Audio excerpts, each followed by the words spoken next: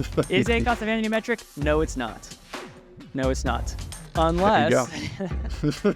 Unless, just don't be that guy. Don't be the guy who's running around saying ACOS isn't real, because to me and Andrew, what that indicates is you don't know what ACOS is.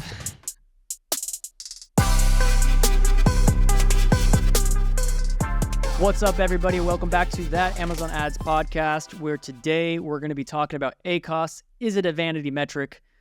Is it not a vanity metric? Lots of misunderstanding, I think. Recently, different trends. People say ACOS doesn't matter. It's nothing. And we're here to settle the debate once and for all, because usually people aren't considering what makes it a vanity versus not, and what other factors need to be accounted for, which is what we'll be doing. But Andrew, we both have some places to be in about 20 minutes. And as we were mapping out this episode, we realized there's a lot to say. So we will do two parts. We'll wrap up as soon as time's up and we got to get out the door. And then absolutely. Part two. I got a little overzealous when planning for this episode once you told me the topic. So there's a lot to discuss. But yeah, I like the idea of breaking it up into two. We'll give kind of the highlights here and then break into some details. I got some good case studies and examples of some of the stuff that we got to show. So show that in part two. Good stuff. Well, without any further ado, don't know. Let's dive in. All right. So short answers up front, because we're trying to do that now. Answer the question. Is ACOS a vanity metric? Andrew, what's your yes or no? No, it depends. Just yes or no. Oh, no, it depends. That's always the go-to. Exactly. I would say that ACOS is important up to a certain extent, but there are more important metrics that you should be monitoring. Andrew, that is not yes or no. You tell us, Steven, what do you think? Is ACOS a vanity metric? No, it's not. No, it's not. Unless your ad campaigns are not well created. I would say the reason why people have the impression, the reason why people think ACOS is a vanity metric is because ACOS can swing up and down wildly, and at times it seems to have no impact on the ad cost of total sales, which is what people really care about, the TACOS, because that's where, like, at the end of the day, that's the true margin profit metric of your advertising, after you're also accounting for organic sales and everything like that. People have often had the experience where they can lower their ACOS and their margins are worse, or increase their ACOS and their margins are better, and therefore they say ACOS isn't real, ACOS doesn't matter, the only thing that matters is ad cost of total sales. The two are completely unrelated, uncorrelated, and I would say that's only the case if your campaigns are not set up right, or you're not accounting for several other factors at play. I'll give you one quick example of this. I'm currently managing a brand that I took over management for them in October of last year. And right now we're in June. And if I look at our ACOS performance year over year compared to this same period, like looking at May, June last year versus now, it looks like our ACOS has doubled. All right. ACOS seems extremely high. Scary numbers. Get up to 20%, where they're usually like being comfortable around 10%, or they were at 10% a year ago.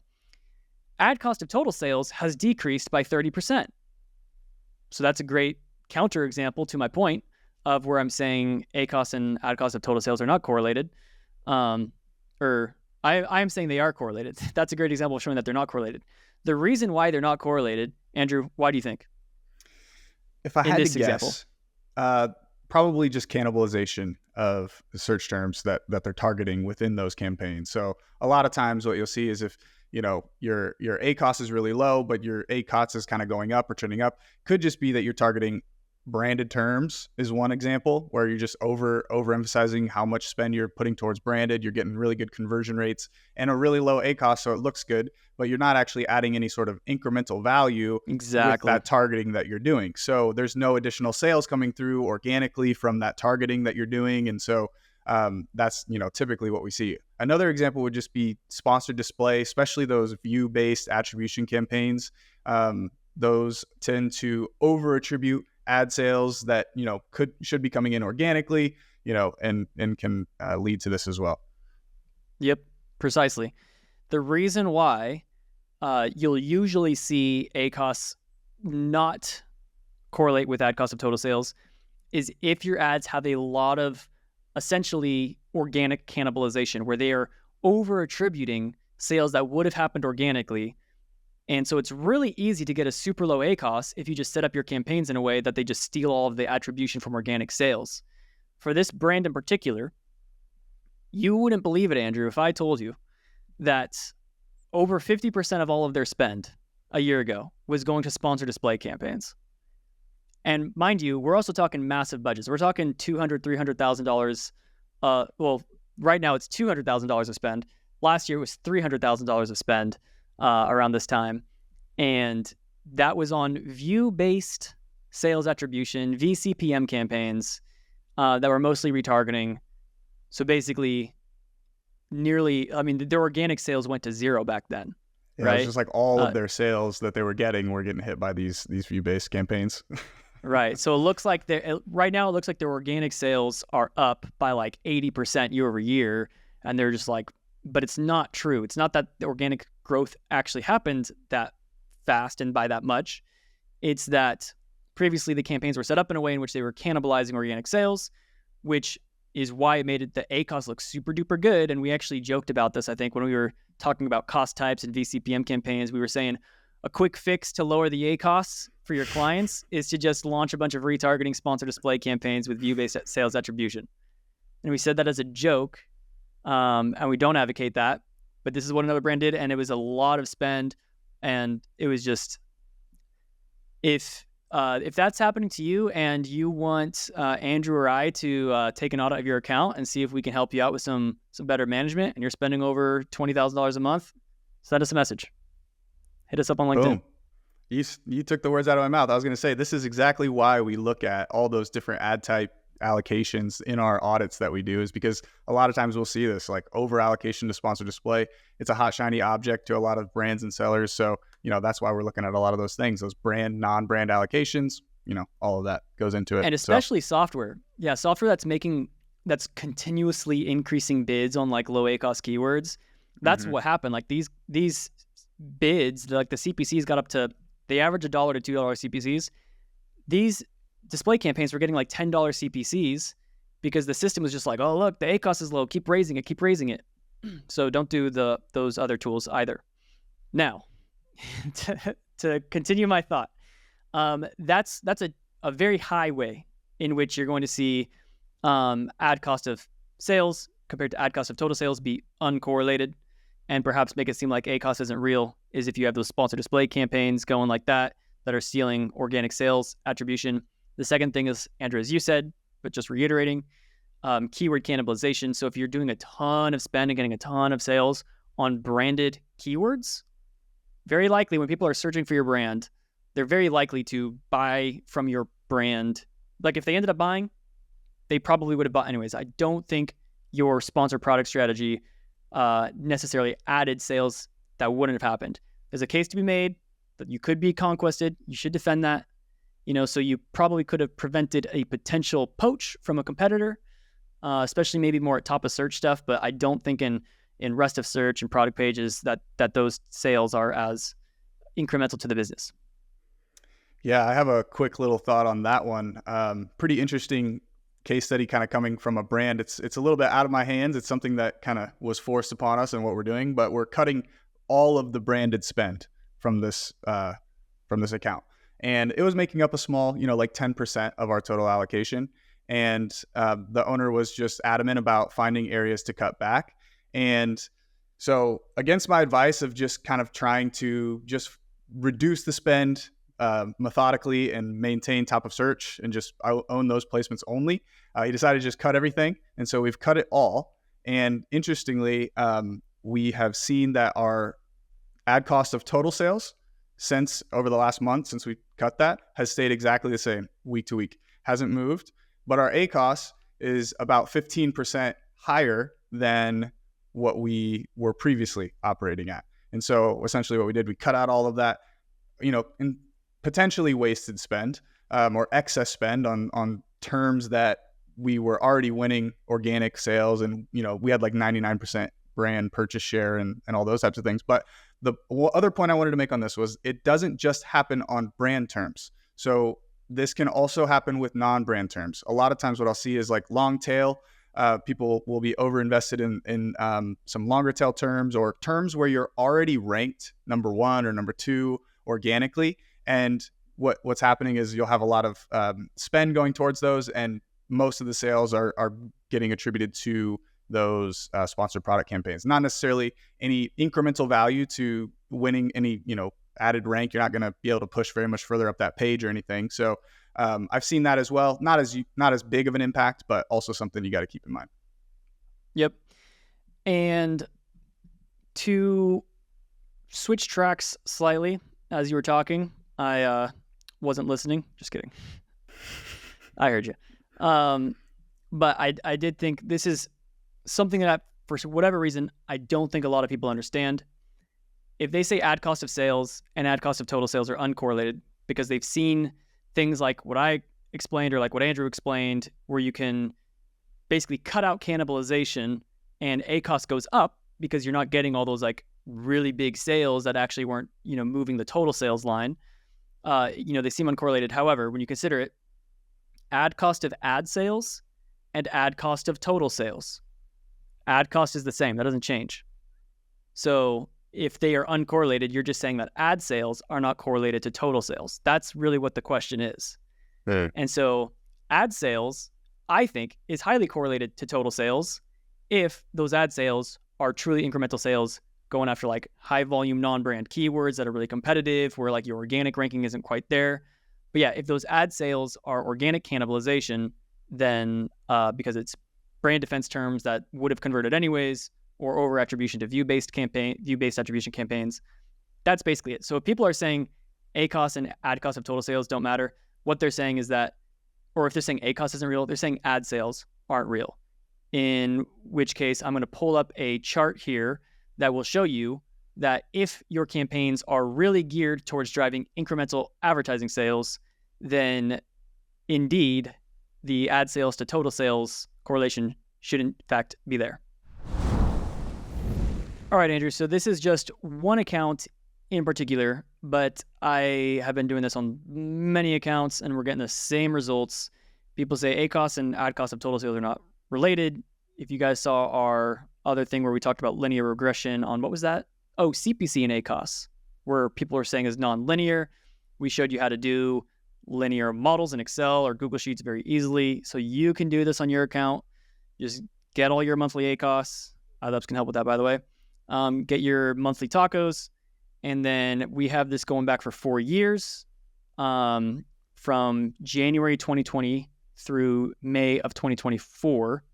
So I guess 4.5 years almost, right? 20, yeah, I think. So this will show you when you plot them together, ACOS and ad cost of total sales are indeed highly correlated. And you can just do this, you just select your data, say insert, pick a chart, do a scatter plot, and then you'll see the correlations. Now, it's not perfectly linear, right? For it to be perfectly linear, essentially, it would be perfectly linear if 100% of your sales were coming from ads. But obviously, there's a little bit of fluctuation on the organic sales side. But for any account where, I would say on average, Andrew, how many like ad sales to total sales percentage would you say is probably average or benchmark nowadays? Yeah, typically what I see is like around 50% has been kind of the normal ad sales percent of total sales in most cases. Mm-hmm. But I can see it get a little bit higher in more aggressive niches but 50% is usually the average. Yeah, especially in crowded and competitive categories, you're going to probably see upwards of 50%. I have some accounts that are going up to 60, 70% of all their sales are coming from ads. This account is one in particular where 60 to 70% of their sales all come from ads because it's super crowded. If you have a lot of branded search volume that creates a lot of organic sales for you, then that could be much lower. This brand does not have a lot of branded search volume, but if you're Lego, for example, and a lot of your ad sales are focused on driving to other like non-brand keywords, building blocks, toy gifts for toddlers, whatever, then your Lego, if you're not spending as much or driving as much on those Lego terms, and a lot of that's coming through organically, then yeah, that'll create some, a little more differentiation between your ad sales and your total sales. But I would say for the average account, you should be getting this type of linear correlation. This account spends around $40,000 to $60,000 a month on ads, depending on it can get up to 100 and 200K during Q4, but quite a bit of spend. The ad sales are highly incremental. We don't have a lot of those cannibalization happening with sponsored display tactics or brand defense strategies that just drive up a lot of perceived sales without true incremental impact. But it's not perfectly correlated. There's going to be some fluctuations, but if you're seeing a lot of fluctuations, I would say like if you do the R squared on this, and if you're getting like less than 60.6 or less than 50%, or even like we showed you on that other episode, the Pearson score, if your Pearson score is below 0.7, then you very likely haven't set up your campaigns properly and you're getting a lot of organic cannibalization, or the other less likely scenario is you just don't have a lot of ad spend in general. Like you just have a very small budget, so those ad sales aren't really moving the needle on the organic side of the business. If your ad sales are only like 10 or 20% of your total sales, then yeah, if you increase that or lower that, that's not going to move organic very much. So those ad sales are not as influential to the total sales in that sense. So end of that. So at the end of the day, to sum all of this up, basically what you're saying is when your campaigns are properly set up, you're targeting terms that are going to drive incremental value to the business. When your ad sales go up, you should see your organic sales or your total sales also go up, rather than the inverse, which we've been talking about, where we've seen ad sales going up, your ad sales percent of total sales continue to trend up, but total sales just staying flat or even potentially coming down, just due to the fact of how that targeting is being set up and being done. That is a great way to sum up part one, and a phenomenal explanation of, if your ad sales are going up and organic is going down, you're likely cannibalizing it, and that's going to give the appearance that ACOS isn't real because it's not moving the needle on the total business.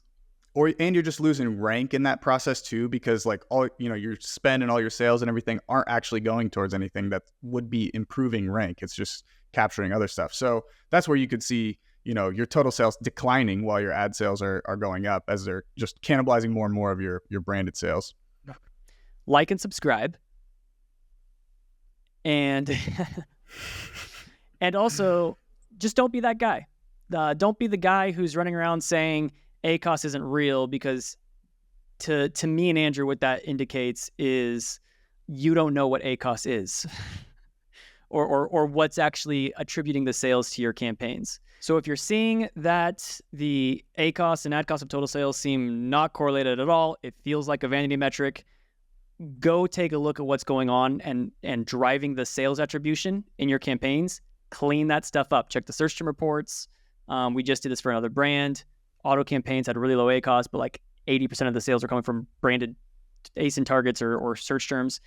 So instead of going out and telling everybody ACOS is a vanity metric, has no correlation, no impact, you're basically saying ad sales don't matter. And that's going to tell people like me and Andrew that you don't have a good understanding of the sales attribution to your ads. And it's a better idea to go back and clean that up rather than vent about ACOS. And we know who you are because we see those accounts. So, and I really hope I did not come off, or either of us come off, as rude or egotistical. That was truly not our intent. We're genuinely just trying to be helpful here. Trying to be helpful, and also just trying to make a difference in the space and try to be progressive and innovative and try to bring new ideas and stuff that actually works to the people that we serve and the brands that we work with, which is really what it's about at the end of the day, is getting results. And having fun doing it.